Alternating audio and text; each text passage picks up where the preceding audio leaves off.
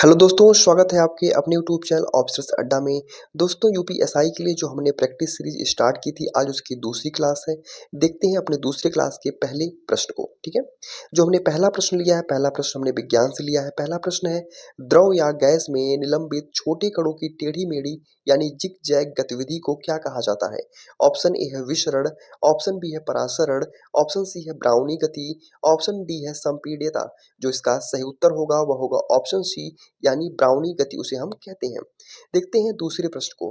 पहाड़ों पर चढ़ते समय वायु दबाव क्या होता है। ऑप्शन ए है बढ़ता है, ऑप्शन बी है अपरिवर्तित रहता है, ऑप्शन सी है घटता है, ऑप्शन डी है इनमें से कोई नहीं। जो इसका सही उत्तर होगा वह होगा ऑप्शन सी, यानी जैसे जैसे हम वायुमंडल में ऊपर बढ़ते जाते हैं वैसे वैसे हमारा वायु दबाव जो है वह घटता जाता है, ठीक है। देखते हैं तीसरे प्रश्न को। तीसरा प्रश्न है कि वह प्रक्रिया जिसके द्वारा वायु में जलवाष्प जल की बूंदों में परिवर्तित होती है कहलाती है। ऑप्शन ए है विसरण, ऑप्शन बी है संघनन, ऑप्शन सी है वाष्पीकरण, ऑप्शन डी है ऊर्ध्वपातन। जो इसका सही उत्तर होगा वह होगा ऑप्शन बी, यानी संघनन इसका सही उत्तर होगा। देखते हैं अपने तीसरे चौथे प्रश्न को। वाष्पीकरण के फलस्वरूप होता है। ऑप्शन ए है तापमान और दाब में यादृच्छिक वृद्धि, ऑप्शन बी है शीतलन, ऑप्शन सी है तापमान में वृद्धि, ऑप्शन डी है तापन। जो इसका सही उत्तर होगा वह होगा ऑप्शन बी, यानी शीतलन, यानी वाष्पीकरण के फलस्वरूप जो है वह शीतलन होता है।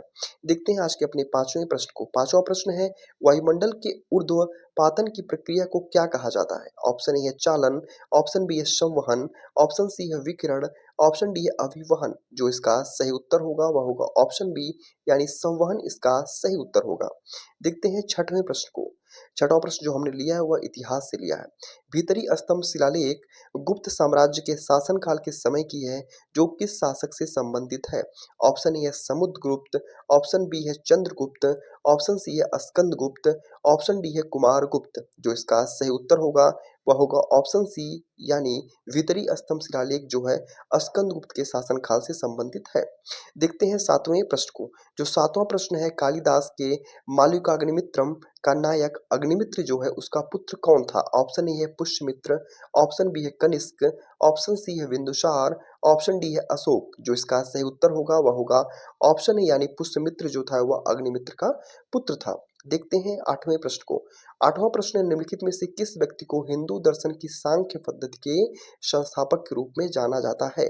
ऑप्शन ए है गौतम, ऑप्शन बी है वज्रयान, ऑप्शन सी है पतंजलि, ऑप्शन डी है कपिल ऋषि। जो इसका सही उत्तर होगा वह होगा कपिल ऋषि, इसका सही उत्तर होगा।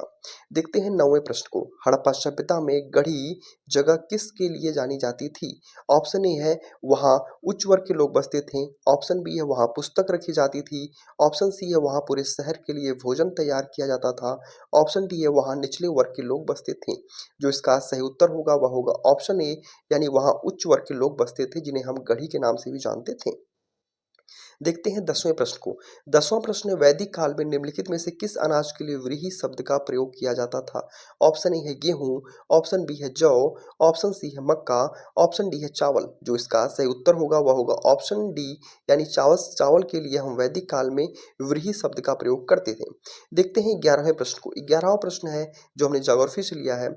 अफ्रीका में कालाहारी किस प्रकार का रेगिस्तान है। ऑप्शन ए है शीत शरद ऋतु, ऑप्शन बी है उपोष्ण कटिबंध, ऑप्शन सी है उष्ण कटिबंध, ऑप्शन डी है शीत तटवर्ती। जो इसका सही उत्तर होगा वह होगा ऑप्शन बी, यानी उपोष्ण कटिबंध में अफ्रीका में जो कालाहारी मरुस्थल है, रेगिस्तान है, वह आता है, ठीक है।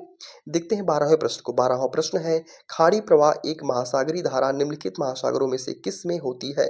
ऑप्शन ए अंध महासागर यानी अटलांटिक महासागर, ऑप्शन बी है हिंद महासागर, ऑप्शन सी है उत्तरी ध्रुव महासागर आर्कटिक महासागर, ऑप्शन डी है प्रशांत महासागर।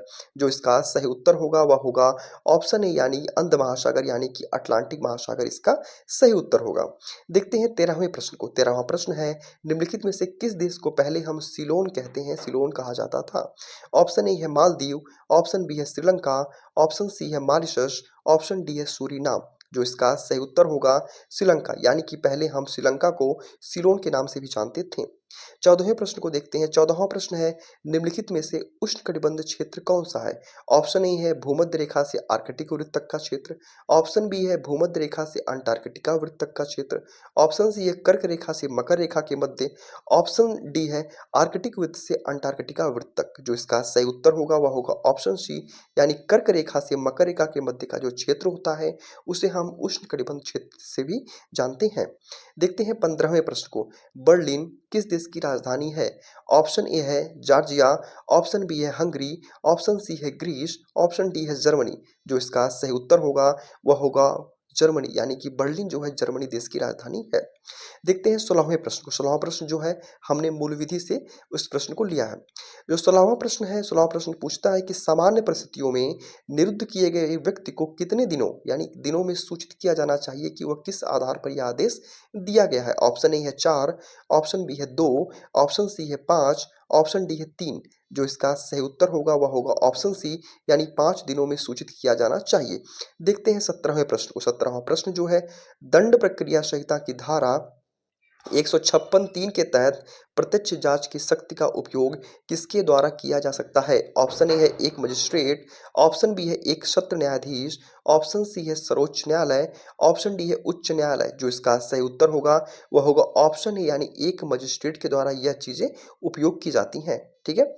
देखते हैं 18वें प्रश्न को। 18वां प्रश्न है, कोई पड़ोसी जो संबंधित सुरक्षा अधिकारी को घरेलू हिंसा के मामले में सद्भावपूर्ण जानकारी देता है, सूचना देता है, उसका वह किस प्रकार का दायित्व में आता है? ऑप्शन ए वित्तीय दायित्व, ऑप्शन बी आपराधिक दायित्व, ऑप्शन सी नागरिक दायित्व, ऑप्शन डी कोई दायित्व नहीं। जो इसका सही उत्तर होगा वह होगा ऑप्शन डी कोई दायित्व नहीं, यानी ऑप्शन डी इसका सही उत्तर होगा। देखते हैं 19वें प्रश्न को। 19वां प्रश्न है, जानबूझकर अपराध करने के लिए किसी व्यक्ति की मदद करने के कार्य को हम क्या कहते हैं? ऑप्शन ए है जानबूझकर दुर्व्यपदेशन, ऑप्शन बी है दूसरी डिग्री का अपराध, ऑप्शन सी है तीसरी डिग्री का अपराध, ऑप्शन डी है दुष्प्रेरण। जो इसका सही उत्तर होगा वह होगा ऑप्शन डी, यानी उसे हम दुष्प्रेरण कहते हैं। देखते हैं आज के अपने अंतिम 20वें प्रश्न को। 20वां प्रश्न है, जो कोई भी कितने आयु से कम आयु के पुरुष को बहकाता है उसे व्यपहरण करने वाला कहा जाता है? ऑप्शन ए 18, ऑप्शन बी है 15, ऑप्शन सी है 17, ऑप्शन डी है 16। जो इसका सही उत्तर होगा वह होगा ऑप्शन डी, यानी 16 वर्ष से कम आयु के पुरुष को जो बहकाता है उसे हम व्यपहरण करने वाला कहते हैं। दोस्तों, ये 20 महत्वपूर्ण प्रश्न थे जिसमें इतिहास, भूगोल, विज्ञान और मूल विधि के प्रश्न शामिल थे। ये प्रश्नों की श्रृंखला आपको कैसी लग रही है, इसका उत्तर कमेंट बॉक्स में जरूर दें, और अगर अभी तक आपने इस चैनल को सब्सक्राइब नहीं किया है तो चैनल को सब्सक्राइब जरूर कर लें। धन्यवाद।